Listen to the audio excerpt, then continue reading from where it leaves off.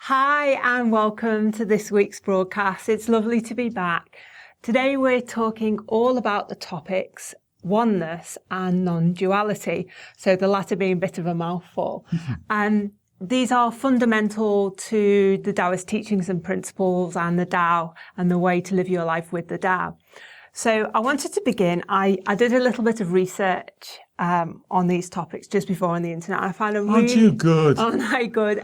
I found a really lovely quote by a Chinese philosopher or scholar. Obviously, this is a translation. Or sage. They sometimes call them sages. Yeah.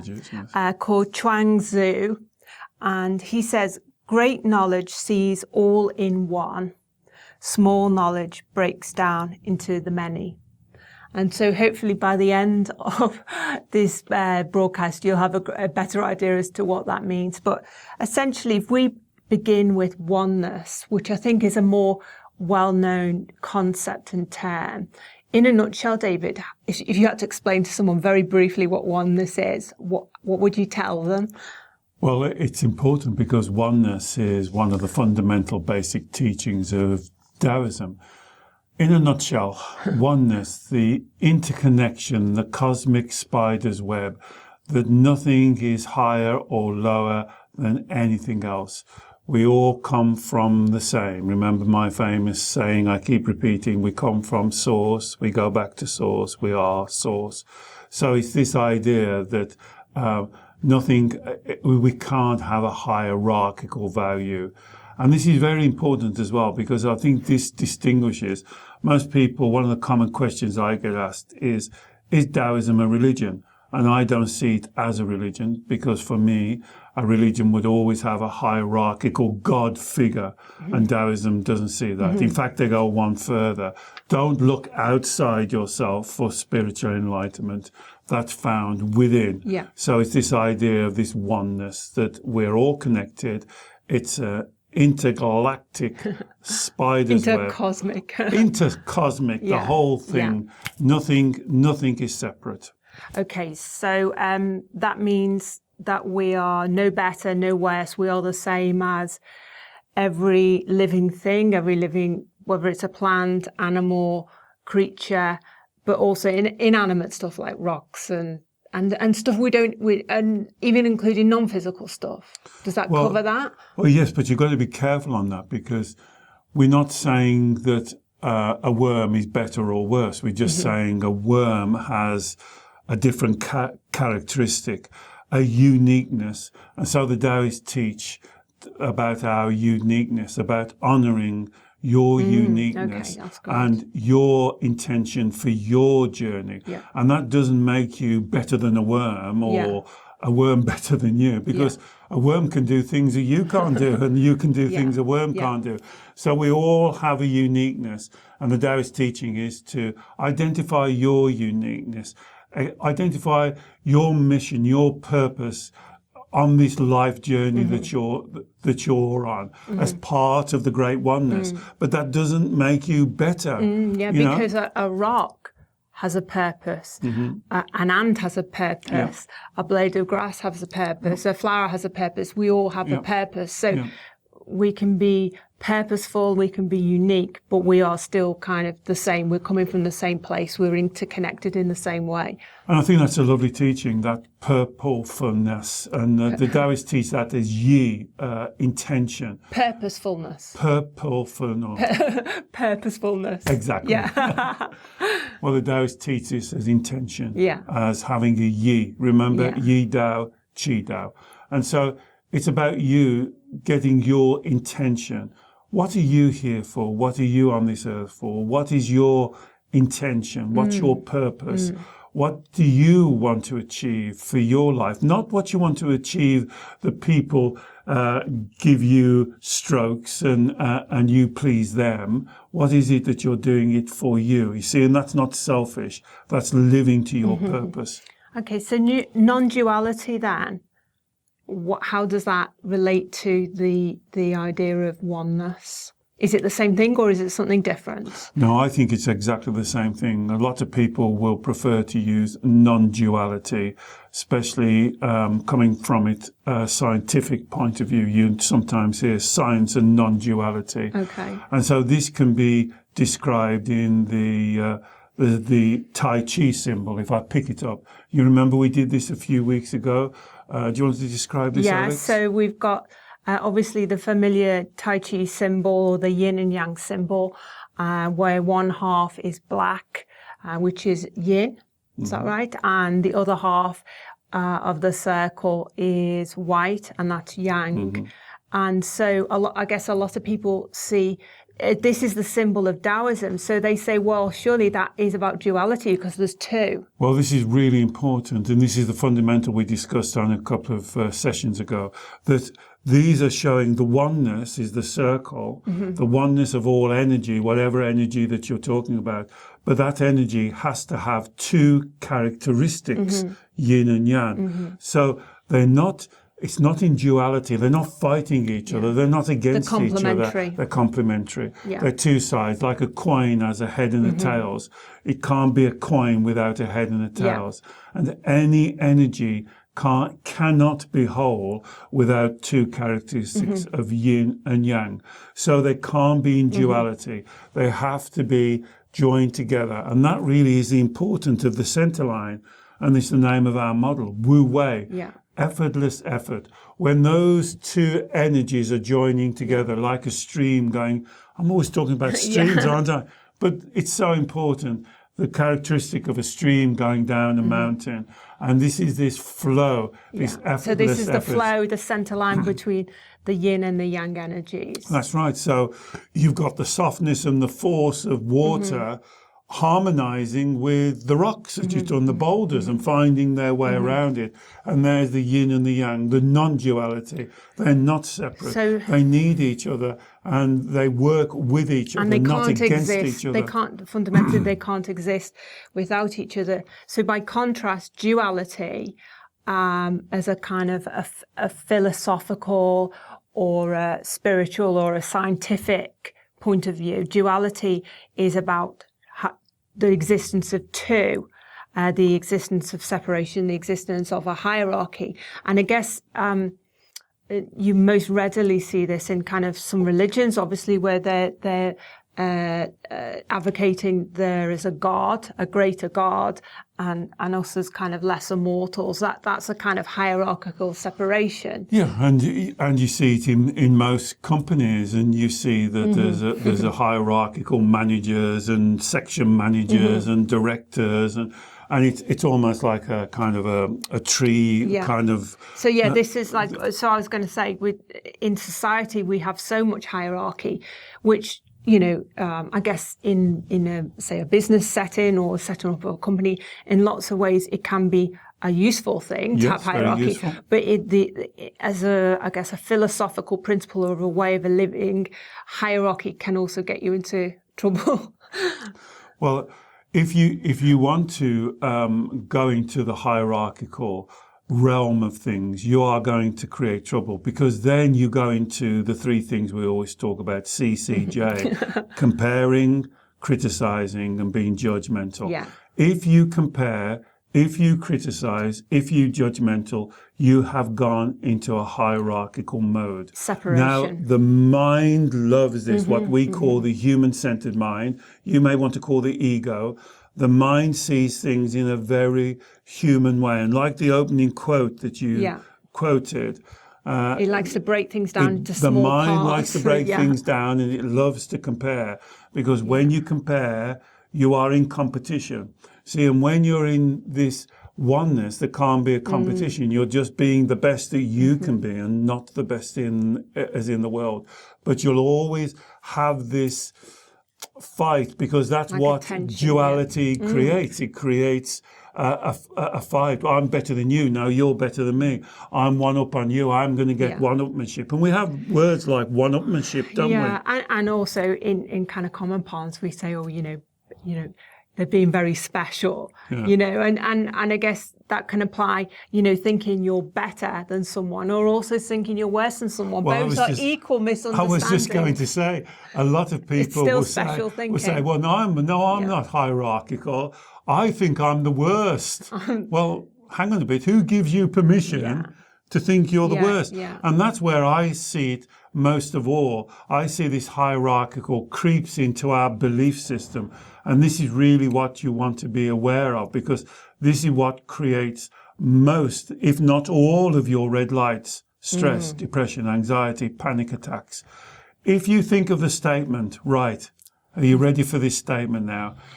Take a breath and drop your shoulders. Now think about this statement that I say a lot. I'm not good enough. What part of you is telling what part of you that they're not good enough? There's a hierarchical value going on there. Is it your one part of you is judging another part of you and saying, I'm better than you. Yeah. And that's why it's a nonsense. It's a complete nonsense, because what part of you, is it your mind judging your big toe? Is it your mind judging your hand? What part of you does your mind think is not good enough? And so many of us use this. We can use the three, you know, the normal three. I'm not good enough. I can't cope. I'm unlovable. All those are hierarchical. They are not oneness statements of love, of togetherness, of joining. They are critical, comparing, and being judgmental. You've fallen into the trap, the mind's clever trap of making that separation. I think it's important to say as well, as it being an absolutely fundamental teaching in Taoism, that the idea of non-duality and oneness is also prevalent in a lot of other Eastern philosophical traditions, such as Advaita in some of the Hindu traditions. I think in some strands of Buddhism, Zen Buddhism, they talk a lot about nothingness and oneness. But for me, I find it as a concept very, very freeing, because if you remind yourself that you know better, no worse, and that you are connected to everything, I find it very reassuring. And it kind of takes a lot of self-imposed pressure off, you know, the pressure that my human-centered mind creates. I couldn't agree more. I think this is where the ancient wisdom and knowledge, and don't forget this concept of oneness perhaps goes back 3,000 years into Taoist tradition, is really relevant to us today, because how many times do we get ourselves into trouble thinking that we've got to do better, we've got to please people, one-upmanship, we've got to prove ourselves, we've got to beat last year's figures, we've got to do more than we did last week. And this constant striving and not thriving, this is the constant thing that we're always trying to do. And the mind loves this. Your human-centered mind loves this, because it wants to be the top of the tree. But it's like in those old Western films, remember? The fastest gun in the West? You'll always meet somebody faster. You can't be the best at everything. So why not just step away from all of that duality, for that striving, by always comparing yourself, comparing other people? Stop it. It doesn't work. When has it ever worked for you?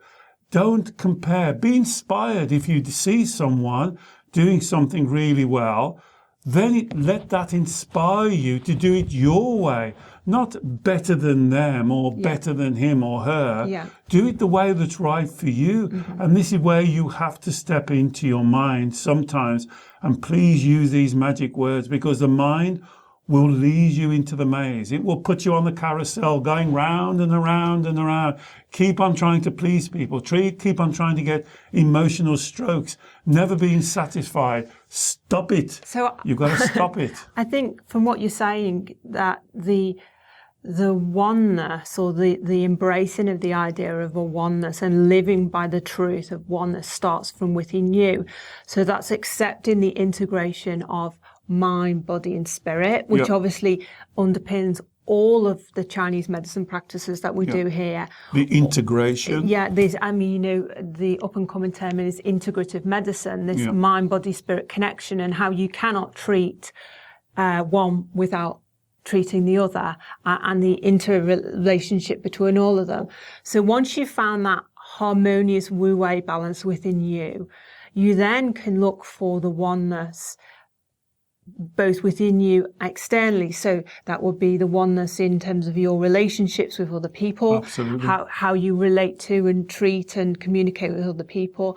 It's about oneness with you as a human being and nature. Yes. And the immediate world around you, and then ultimately oneness with the entire universal cosmos. Yes. And so it's absolutely right. And when you change your mindset, and I would say come more into a spiritual a mindset that the Chinese call Shen, you are less likely to be critical and compare and to be judgmental. And so when you experience someone not being kind to you in the way the words they use or what they say or their actions, you're more accepting of that because you realize that you too have done things as in the past that perhaps you're not happy with. And so you can view it from a different way and not go into that righteous indignation that the mind loves to get in. So many of my clients have had so many terrible, terrible things happen to them during their childhood and their life. And you can't make amends. You can't make someone else suffer because you've suffered. No one else will feel your pain. And so this is your journey. And this is another great teaching in the concept of oneness. This journey is unique to you. You are on this journey. Embrace the journey, learn the lessons, and grow, and keep that intention clear. And this is the Wu Wei that takes you through the twists and turns of your life. Okay. I think the biggest takeaway I've got from that discussion really is this idea that, we're no better, no worse, but we are unique. And it's about harmonizing with the oneness at all scales, but then embracing that uniqueness and that potential within you. Well, it is because we're sometimes told, because we've been brought up, a lot of us, in a religious setting. I was definitely told as a child, absolutely told, that I must put other people in front of me. Thinking about myself is selfish. And so sometimes we have to break through that barrier. So I'm saying thinking about and honouring and respecting your uniqueness so you can care and love for other people. Yeah. So remember, the energy is always flowing. You can't hold on to the energy. All we're talking about in Wu Wei is the direction of the energy. Yeah. It flows through you first and out. You are part of something much bigger. And so think about it now, just as you're listening to this. What is it that makes you unique? What is it that's your purpose on this world? What is it that you can do? Not next year. What is it can you do today for yourself and for other people that emphasizes that wonderful uniqueness that makes you the divine, the awesome? Remember, again, people, I can hear you laughing. Yeah, no, but you're awesome. Yeah, believe true. You're awesome and spread that awesomeness out. And that's the whole thing. Because I used to say, and I can't knock you because I don't know whether you said this, but when I used to do my talks quite regular, I used to love saying, because I really believe it, we are made of stardust. You see those beautiful stars up there? You are made of the same. Did you say to me, I think you're going a bit over the top there, David? And I stopped saying it. But guess what? Yeah. Now the scientists are saying it, and I think you put something as in the group. Yeah. You are made of stardust. Yeah. That's the truth. That's how awesome and divine that you are. Your children are made of stardust. Your partner, your mother, your father, your friends, we all are the same. Yeah. That does not mean we're perfect. That does not mean we get everything right. Yeah. That means sometimes we mess up because we're humans and we have to mess up to learn our lessons. So sometimes it's rough when you're on the other end of somebody else messing up. But hey ho, you just take a breath and drop your shoulders, look at the bigger picture and connect to your source inside. If you really knew, if you really believed the power and the energy and the love that you had inside of you, how could you ever doubt yourself? How could you ever doubt? And go back to what I said. This is another thing I hear daily. I've heard it twice today. I doubt myself. Yeah. Think about that statement. You're doubting not yourself, and also you're doubting everyone else. And what part of you is doubting? Yeah. What part of you? Well, this is the thing, you know, if you go on to the oneness, you're doubting a specific part of you, but you're doubting everyone else. You know, the saying, in you I see myself. That's right. You know, if you're criticizing yourself, you're also criticizing other people. But why would you say something like that? Yeah. This is what I can't get at. Why would you say, and I'm going to go, it's nonsensical. It absolutely doesn't make sense on any level. I doubt myself. Doesn't make any sense. Look at the sentence, write the sentence down, and if you can make it make sense, then send it in to me, because it's a hierarchical sentence. Are you saying your mind is doubting your body? Hey, that don't make sense. Are you saying your mind is doubting your nose, your big finger, your big toe? Are you saying, this is what a client said to me like last week, she said, I know what this is. I said, great. I've been wanting to know. She said, it's my mind doubting my mind. I said, That's very, very complicated. That don't make sense. Yeah. I said, do you realise what you've just said to me? Stop it. You're in the maze. You're getting yourself confused. It doesn't make sense. Stop saying it, because it just leads you into a maze of confusion and going on the carousel. And I know it's familiar and I know you're used to it, but you're losing your purpose. You're losing your intention. You've gone into separation. You're starting to judge everybody. If you're judging yourself, you're comparing everybody and comparing yourself. And this really is so important to get this message across. Yeah. Well, hopefully we have, and hopefully we've given you lots. Have you got the message? I have. I've definitely got the message. Hopefully, if you've got any questions or comments on this topic, because I know it's a big topic, you know you can email us or post them below, and we'll always be very happy to answer them for you. We'll see you next week. Bye. Bye.